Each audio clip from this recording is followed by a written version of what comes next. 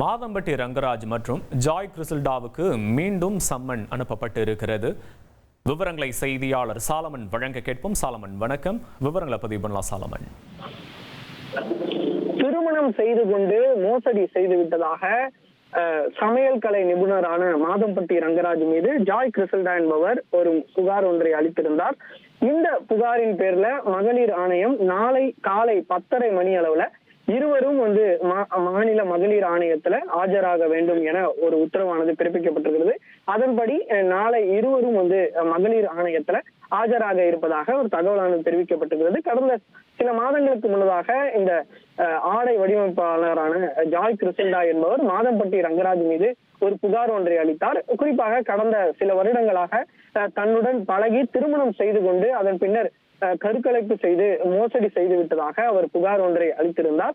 இந்த புகாரின் மீதான விசாரணை ஏற்கனவே காவல் நிலையத்துல விசாரணையானது நடைபெற்று வருகிறது.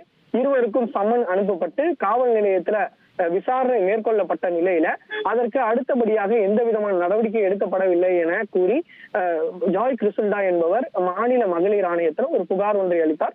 புகாரின் பேர்ல ஏற்கனவே இருவரும் கடந்த சில நாட்களுக்கு முன்னதாக ஆஜராகி இது தொடர்பான விளக்கத்தை அளித்த நிலையில மீண்டும் மாநில மகளிர் ஆணையம் அவருக்கு சம்மன் அளித்து நாளை இருவரும் ஆஜராக வேண்டும் ஒரு உத்தரவானது பிறப்பிக்கப்பட்டிருக்கிறது.